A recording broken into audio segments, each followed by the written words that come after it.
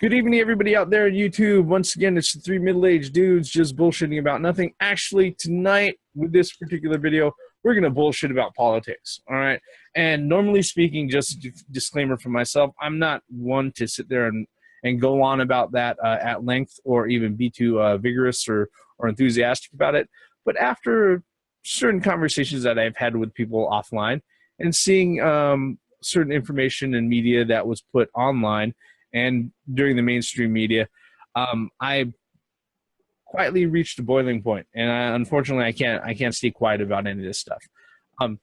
Maybe, fortunately for everybody else, because it allows us to do this video. Of course, three middle-aged dudes. I'm the Reverend. The theme here, and Greg Mouse one. Yep.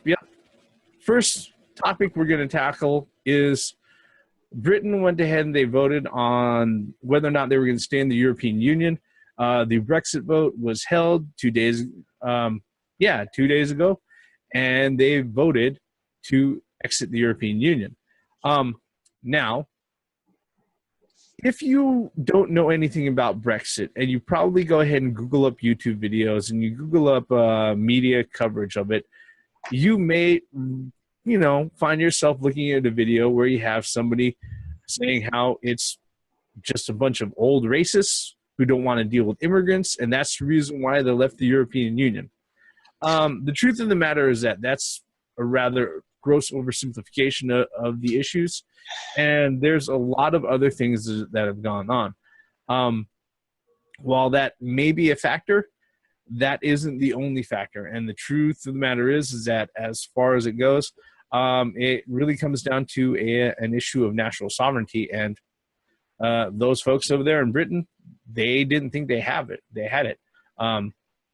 Thoughts on that, gentlemen, as far as what you've seen so far and how you've reacted to some people's extollences or condemnation of it? With me is very simple. I'm sorry. With me is very simple. I don't want somebody in a completely different country telling me what I can and cannot do. The funniest thing about that, Ray Mounts, Obama went to England months ago and did just that. He tried to suggest how they should vote. He tried to suggest on what they should do. And motherfuckers was like, who the fuck are you? You may be the president of the United States, but who the fuck are you to come here and you don't even know how we feel? You don't even know what's really going on here? You don't know our suffering? Who the fuck are you to come here and say how shit should be with us? We're tired of that as a whole. So that's one of the main votes. That's one of the main things about the vote. That's what you said. I can't. Wait a minute. Aren't you the president of the country that went to war with us to fucking leave and won, and you're celebrating your fucking freedom, and you're telling us that we can't leave? I was about to point that very same thing out. It doesn't make any sense for anyone, especially the president of the United States, to go to England and say they shouldn't separate from anything. What was he going to do? Was he going to invite him over to watch, 4th of July fireworks? No. After everything was said and done? No, I think that deep in the Boston Harbor that they're going to give their tea back. Well, they're going to dig them up. It's priceless. The tins are collectors. They're vintage. Vintage. Yeah. But Reverend, I was getting to that because I'm like, how does that make any sense in this context? I don't get that. Okay, for those who are uninitiated and for the folks who sit there and say, well, what do these three assholes have to think about? Okay, let's go ahead and a quick history lesson, all right? The European Union was set up as a trade union for the European countries back in the 70s, okay? When Britain joined the European Union, it was the late 70s and they went ahead and did that. Okay, it was set up to facilitate trade between all the small countries. You got to understand the majority of the countries over there in Europe and northwestern Europe and everything else, a lot of them aren't bigger than New York. Okay, right. So you've got like literally a dozen different countries that control a large portion of trade and industry within, not just in that area, but also internationally. So in order to facilitate not having to worry about exchange rates every time you drive an hour and a half down the road, and everything else, that's the reason why they set up the European Union and they established the euro and everything else. Mm-hmm. It was not set up as a central government that was supposed to oversee social and legislative issues across all the countries.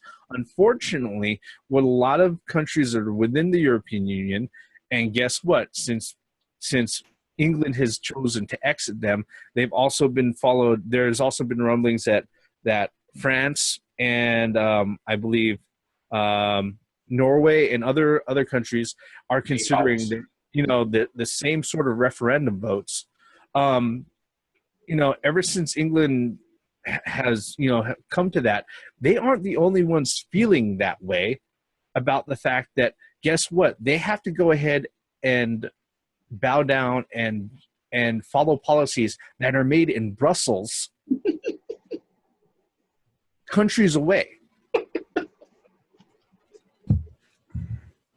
And the thing with in layman's terms, what if Russia made our laws?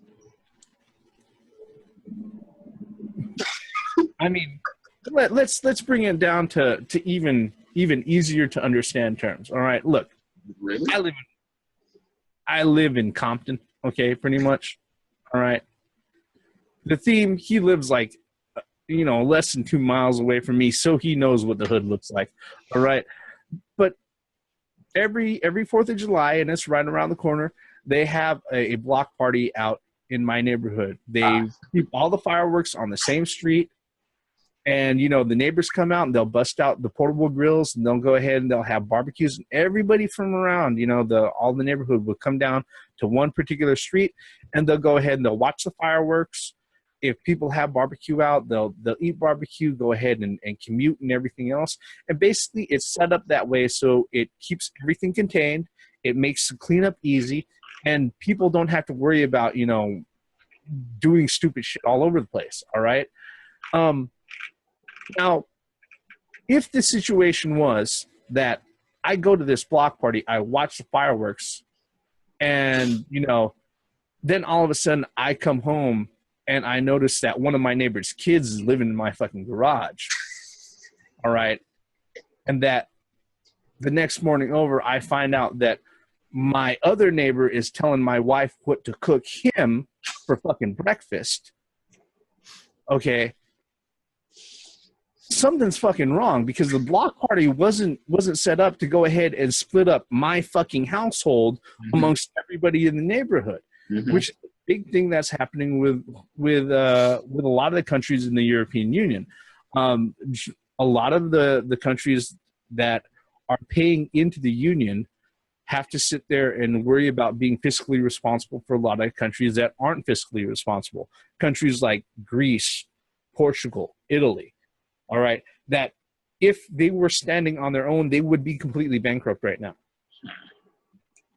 Their government infrastructure would not be in place. Okay, and there are other things that are happening, like fucking, social and curriculum that's being taught in fucking schools. All right, look, do you understand that in Germany they do not touch the Nazis and they do not teach about the Nazis of World War II? Or the Holocaust.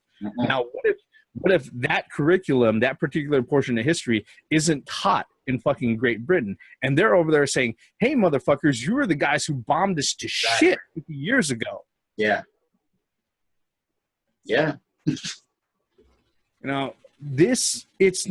not about, old white men who are so fucking racist that they can't stand their old fucking white neighbors just a few countries over. No, look, the thing about that with the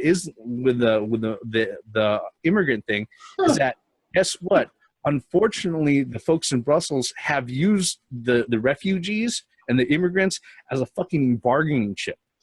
That if there are members of the EU that does not want to go ahead and bow to their fucking influence, that they were going to go ahead and filter them to those fucking countries.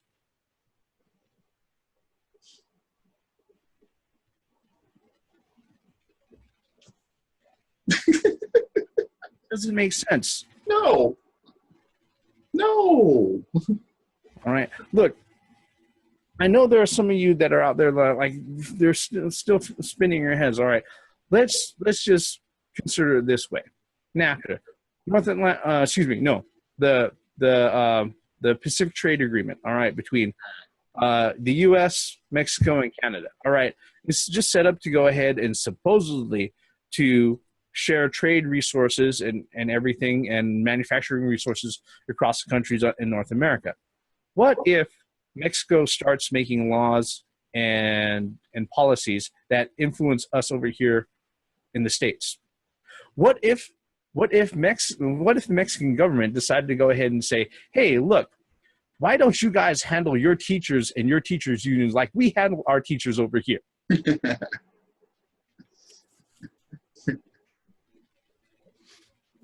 I want to see if anyone tries to make sense of that. I want to see if anyone will actually leave a comment and actually see and actually address what positives would that bring to the United States, to the people of the United States. Okay, yes, it will have benefits upon, whoever would be making the laws, but again, how would that benefit? Well, with Britain. Oh man, here we go. With England leaving the European Union, I think that's going to create a domino effect. I think within the next 10 years, it's going to be a dramatic decrease of countries in that union. And then, like you said, maybe shorter than that. With Greece not able to hold themselves up financially, Italy not being able to hold there's going to be a lot of. I'll just put it this way. This is just the tip of the iceberg. It's kind of like the old saying, the shot that hurt around the world, and that's what this is going to be like. It's already affected our markets already. It affected Japan's market. It affected America's market. Any decision that was made against the status quo would have affected the stock market. And I'm not saying. I'm just saying the effects are already being felt almost instantaneous. I mean, the fucking votes weren't even all the way counted yet, and we were feeling the effects on the market immediately. The funniest thing about that is that, like, the latest reports until the actual result was that they were going to stay, and then that was what it was expected. They were expected to stay. Yeah, it was expected, but the people, 51% or 52% had something else in mind. Yep.